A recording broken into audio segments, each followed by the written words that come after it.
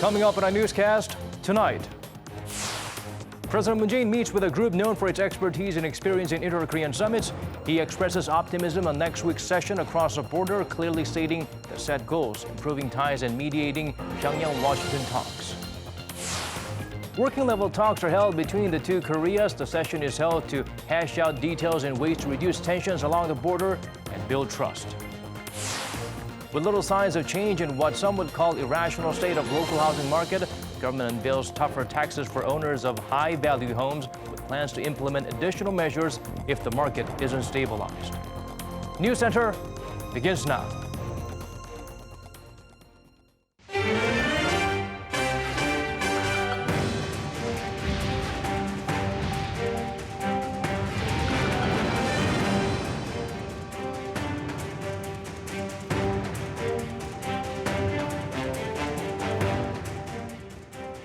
It's 8 p.m. here in Korea, live from our studio in Seoul. This is Arirang News Center. Welcome to our program. I'm Daniel Choi. Meeting with senior officials who are no novice in inter-Korean affairs, President Moon Jae-in reaffirmed his two major objectives for the upcoming summit. The South Korean leader also expressed optimism that Pyongyang and Washington will be able to meet halfway. Shin Se-min starts us off with the highlights from that session.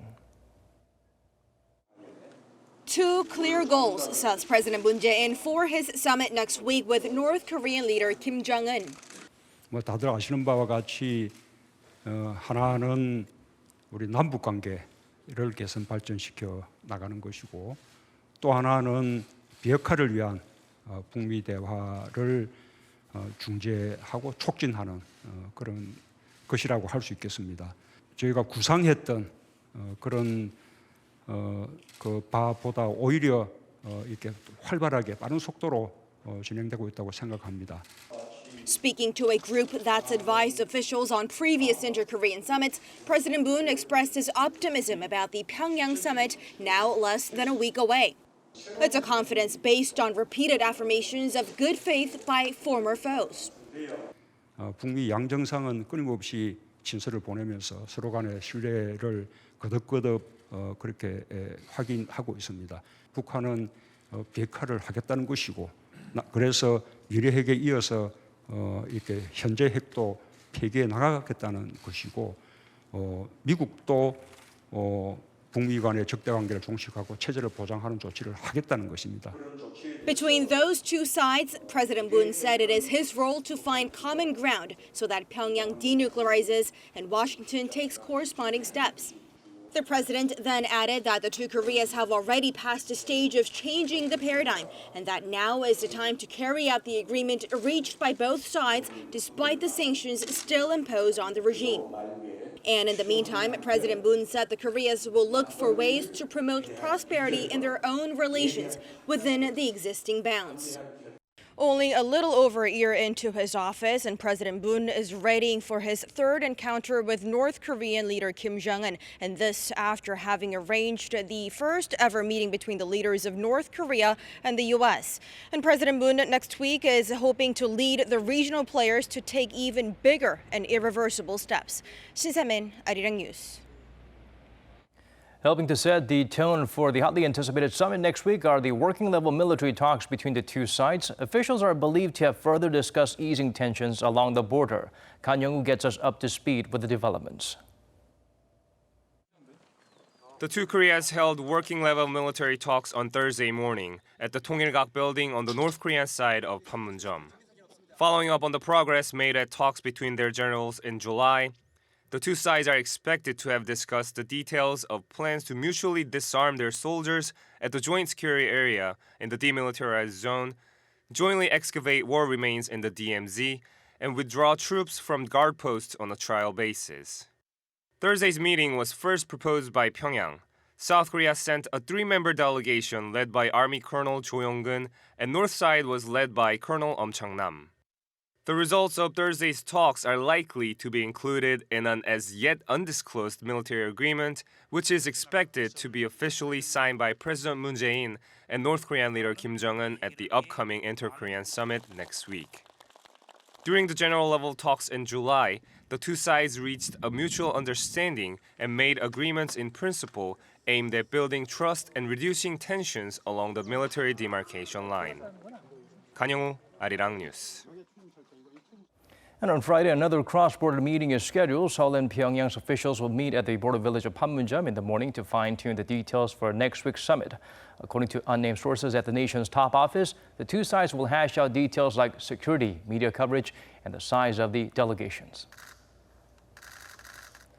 The United Nations command authorized South Korean vehicles and personnel to cross the military demarcation line. The UNC explains that the crossing aimed at supporting the construction and revamping of inter-Korean military communication infrastructure, which includes the reparation of military communication lines and the construction of a communication building on the eastern part of the peninsula.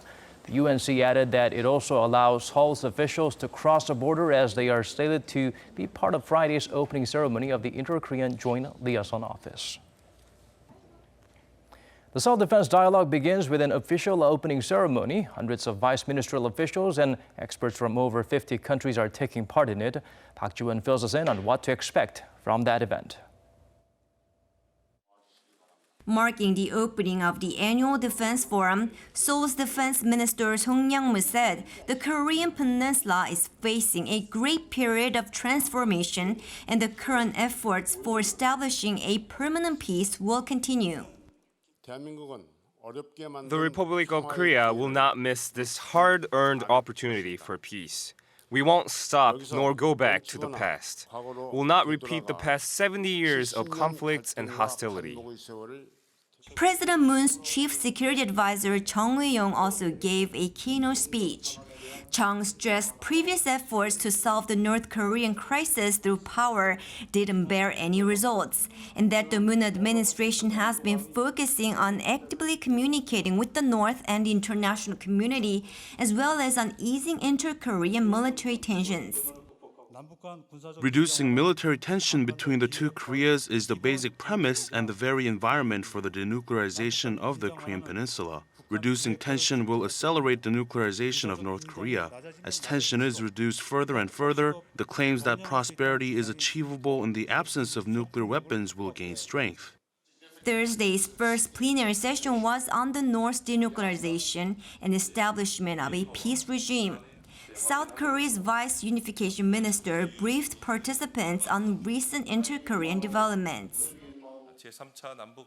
The government aims to push for the North Korea's substantial measures on denuclearization at the third Inter-Korean Summit and will try to achieve the declaration of the end of the Korean War within this year in order to improve North Korea-US relations and to establish peace regime on the peninsula. Under the theme of sustainable peace from conflict to cooperation, the three-day forum covers a range of other security issues, including energy security and peacekeeping activities. The forum will continue until Friday, with sessions on maritime and cybersecurity issues scheduled for the final day. Senior officials and experts attending the event will also be closely watching next week's Inter-Korean Summit to see whether it can yield tangible results for sustainable peace in the region. Park Ji-won, Arirang News.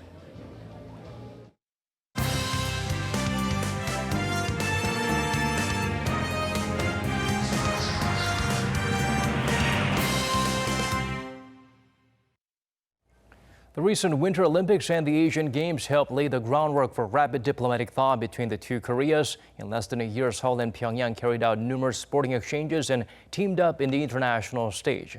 Won Jong-han takes a look back to gauge the impact of these joint activities. Some say it all started from Pyeongchang, the host city of the 2018 Winter Olympics. During the Pyeongchang Olympics, the two Koreas marched together at the opening ceremony under the Korean unification flag, a white flag with the blue shape of Korean Peninsula in the center. And they even fielded a joint women's ice hockey team for the first time in a major sporting event, competing against global rivals. Through this first step, the two Koreas have learned to use sports diplomacy to help move toward a much bigger goal of rebuilding connections across the divided Korean Peninsula. According to an expert, cooperation through sport is relatively easy compared to cooperation in other areas. North Korea seems to have a very positive view on sports exchanges, and considering that there are a lot of differences in level in some of the sectors where the two Koreas could interact, there is some balance in terms of sports, so I think that is why sports exchanges are easier. After the Panmunjom summit between Moon Jae-in and Kim Jong-un, South and North Korea have tried to maintain the momentum of sporting exchanges. They fielded a unified team at the Korea Open Table Tennis Tournament in Daejeon and resumed their unification basketball games in Pyongyang as well.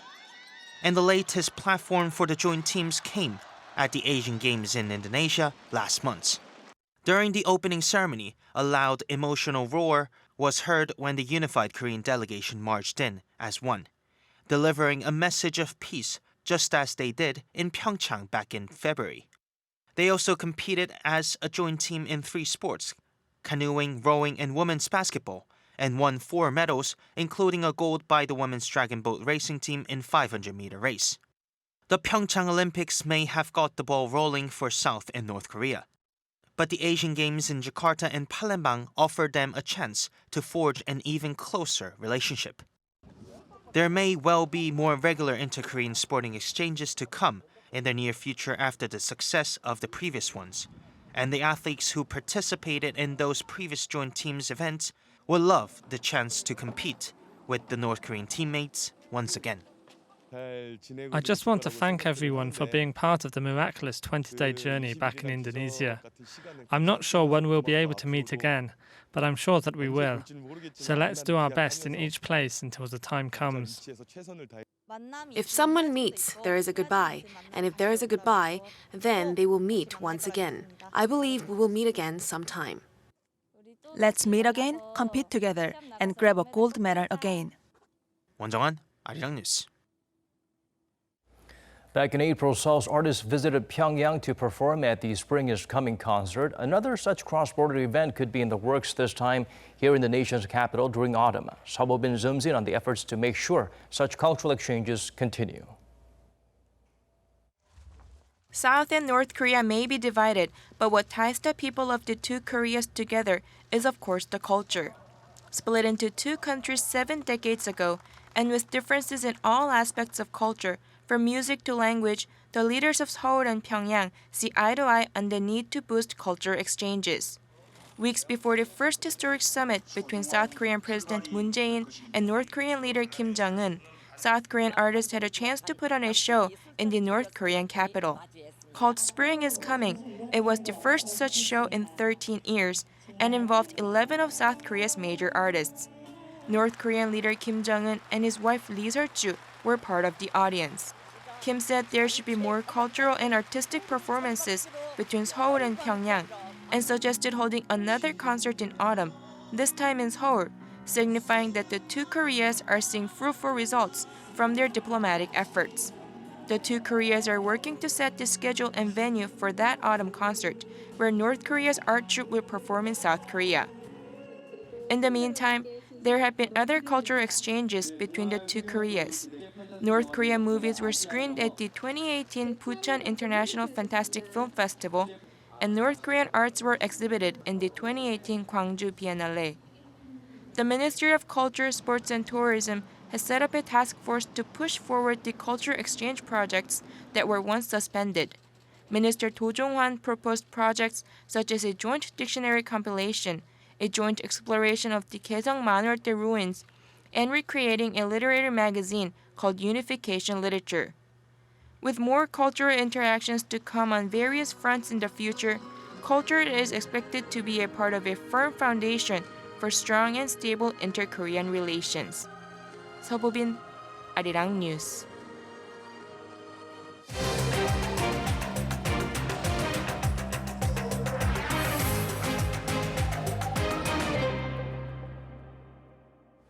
The nation's judicial branch marks 70 years since its establishment, but the festive mood is dampened by a scandal involving a former Chief Justice of the Supreme Court.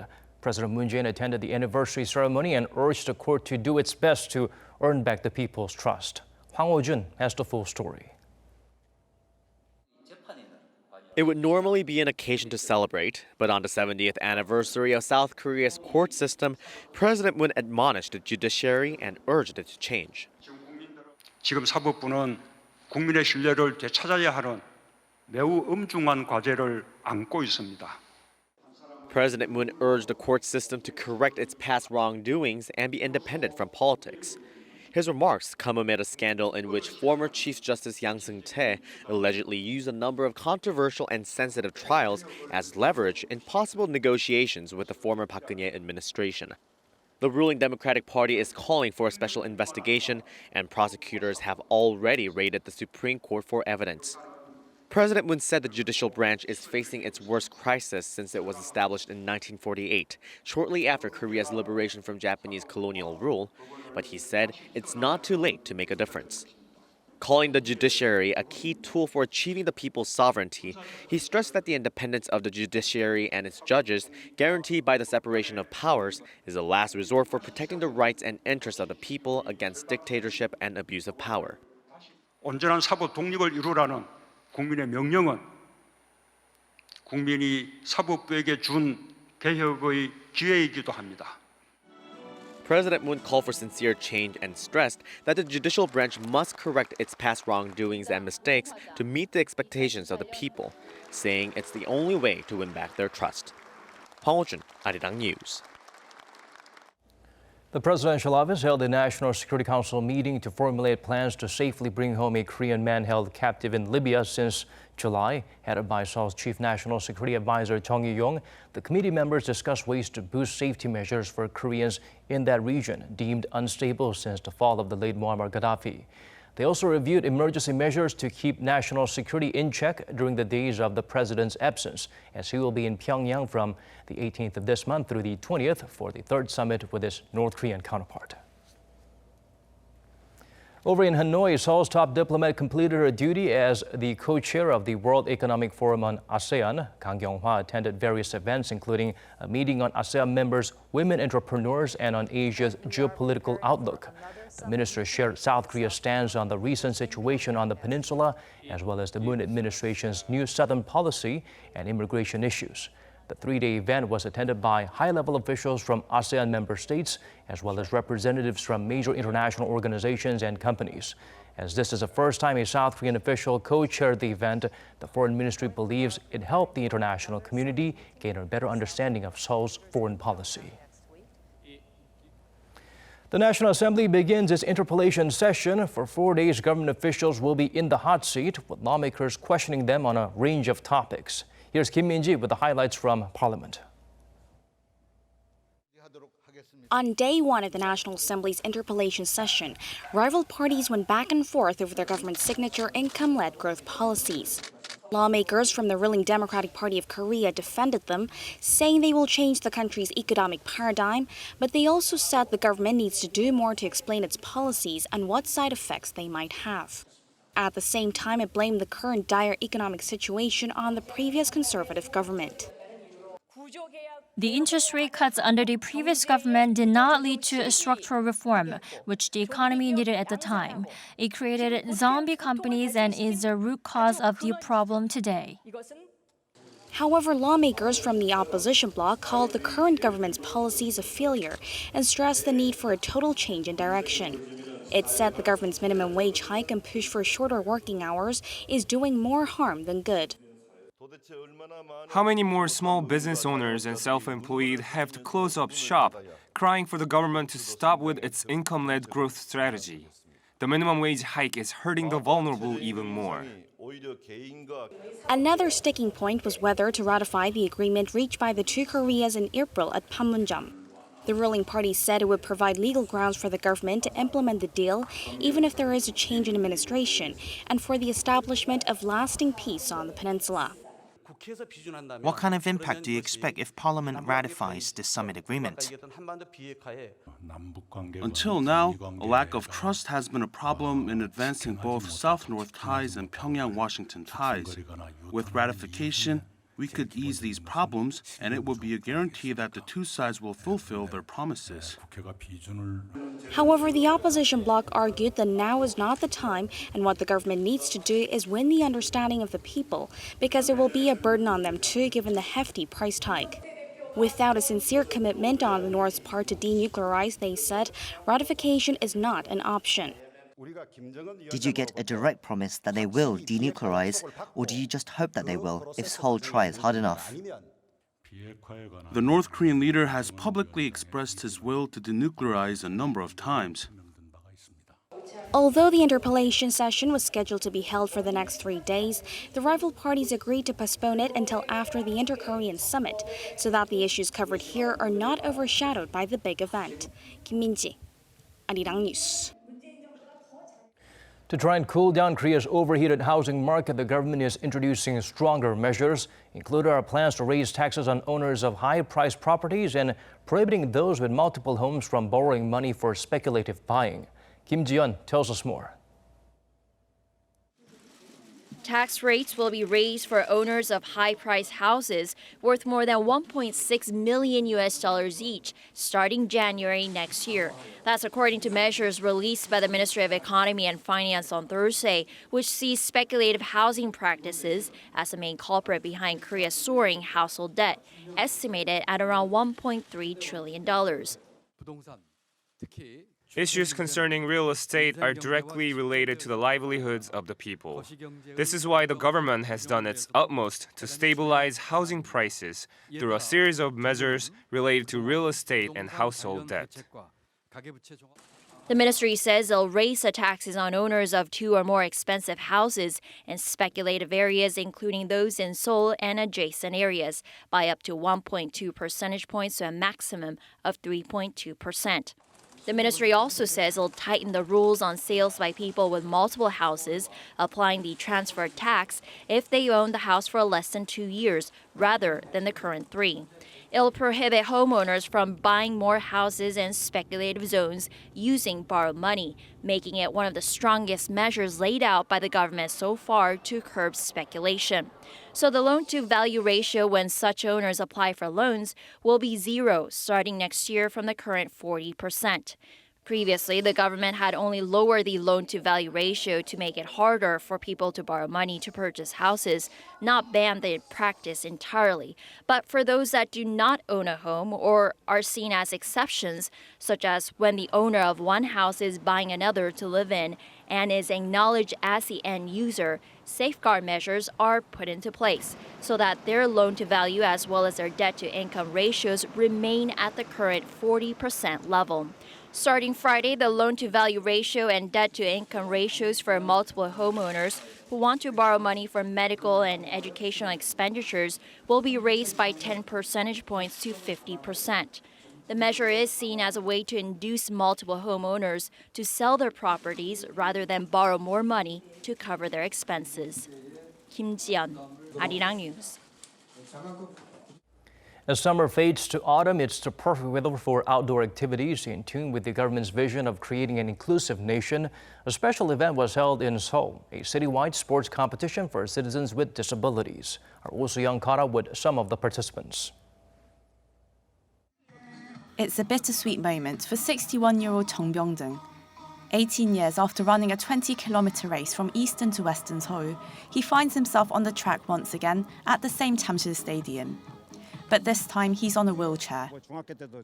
I was a track runner in middle school, and even after my injury, I love just about every sport. It's good to be here and exciting. Chung is one of the 100 contenders taking part in a citywide sports competition for disabled citizens on Thursday. The turnout has been the largest ever in 11 years, with some 3,000 participants and spectators from 24 districts. It's not all about winning, of course, but participants here don't mind a bit of friendly competition as they try to claim the top prize for their districts. There's good reason to be more excited this year, as there's a wider range of sports to make the event more inclusive. Take curling, for instance. 67-year-old Song Suk was mostly on the sidelines of the event in previous years due to a leg condition she's had since birth. But after watching the Pyeongchang Winter Olympics and Paralympics held earlier this year, Song didn't hesitate to sign herself up. I went all the way to Pyeongchang to cheer on our curling team. It's a sport that disabled people can do, even with discomfort in your legs. I'm so nervous and excited. Seoul authorities hope to empower more citizens with disabilities with wider access to sports and leisure activities in their daily lives. Those without disabilities can take a walk, play sports, and enjoy leisure activities whenever they want. That's why we support disabled citizens in Seoul so they can enjoy the same privileges. We've seen positive responses to today's event and many requests for more sports categories in future competitions. Supporting such efforts, the Korean government this month decided to set aside some $5.9 million in next year's budget to promote sports for disabled citizens, more than double from this year. Oh Si-young, Arirang News.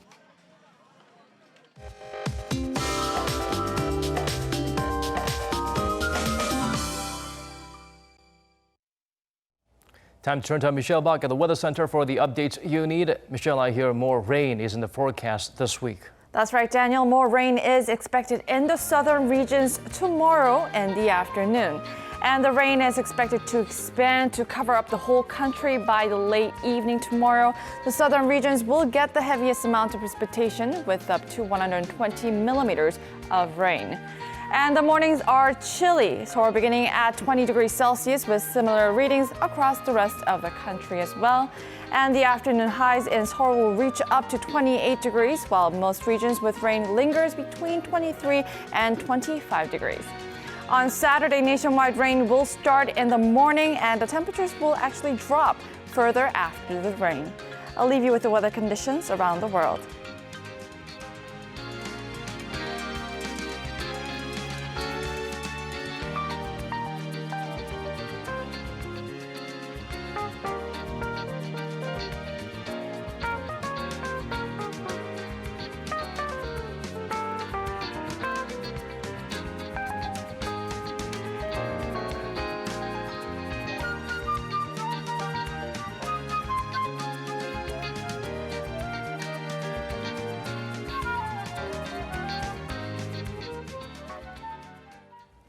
This is where we have to wrap things up. As always, thank you for watching.